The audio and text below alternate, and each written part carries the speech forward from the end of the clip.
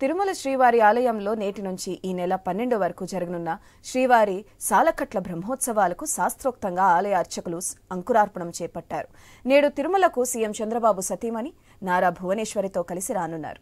సతీ సమేతంగా స్వామివారికి పట్టు వస్త్రాలు సమర్పించనున్నారు. అంకురార్పణంలో భాగంగా శ్రీవారి తరపున సేనాధిపతి అయిన శ్రీ విశ్వక్షేణుల వారు ఆలయ 4 మాడవీధుల్లో ఊరేగింపుగా వెళ్లి బ్రహ్మోత్సవాల ఏర్పాటును పర్యవేక్షించారు. అనంతరం అంకురార్పణ కార్యక్రమాల్లో భాగంగా ఆలయంలోని యాగశాలలో భూమాతకు ప్రత్యేక పూజలు నిర్వహించి పట్టు నవధాన్యాలను నాటారు. వైఖానస ఆగమోక్తంగా అంకురార్పణ ఘట్టం నిర్వహించారు. వైఖానస ఆగమంలో అంకురార్పణ ఘట్టానికి విశేష ప్రాధాన్యం ఉంది. విత్తనాలు మొలకెత్తడాన్ని అంకురార్పణం అంటారు. ఉత్సవాలు విజయవంతం కావాలని సంకల్పించడంతో పాటు స్వామివారి ఆశీస్సులు పొందడమే ఈ ఘట్టం ఉద్దేశం.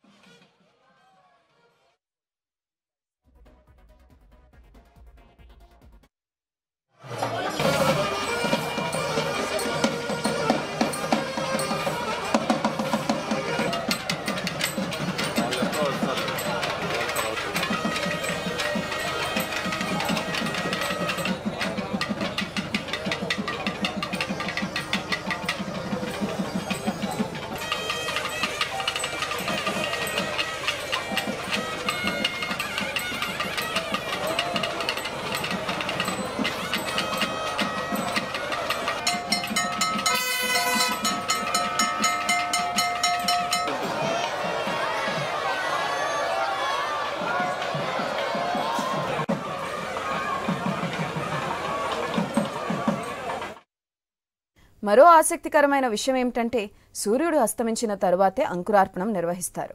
జ్యోతిష శాస్త్ర సిద్ధాంతాల ప్రకారం చంద్రుణ్ణి సస్యకారక అంటారు. ఈ కారణంగా పగటివేళ అంకురాలను ఆరోపింపు చేయరు. సాయంత్రం వేళ మంచి ముహూర్తంలో అంకురార్పణం నిర్వహిస్తారు. విత్తనాలు నాటేందుకు పాలకులు అనే మట్టి కుండలను వినియోగిస్తారు. యాగశాలలో ఈ మొత్తం కార్యక్రమం నిర్వహిస్తారు. అత్రి అనే మహర్షి తన సమర్థార్చన అధికరణ అనే గ్రంథంలో అంకురార్పణ క్రమాన్ని రచించారు. అంకురార్పణ జరిగే రోజు మధ్యాహ్నం వేళ విత్తనాలను కొత్త పాత్రల్లో నీటిలో నానబెడతారు. అంకురార్పణ నిర్వహించే ప్రదేశాన్ని ఆవు పేడతో అలంకరిస్తారు.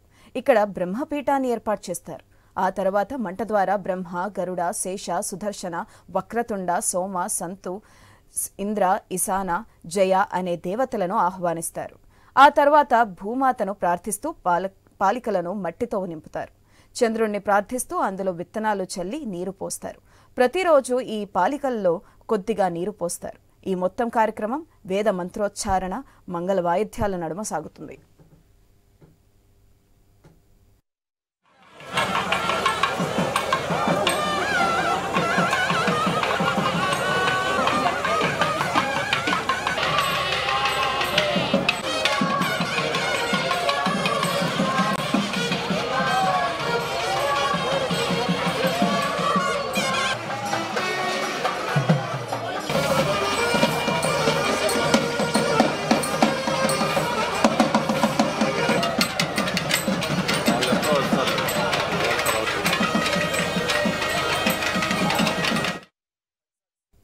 తిరుమల శ్రీవారి ఆలయంలో నేటి నుంచి ఈ నెల 12 వరకు జరగనున్న శ్రీవారి సాలకట్ల బ్రహ్మోత్సవాలకు శాస్త్రోక్తంగా ఆలయ అర్చకులు అంకురార్పణం చేపట్టారు.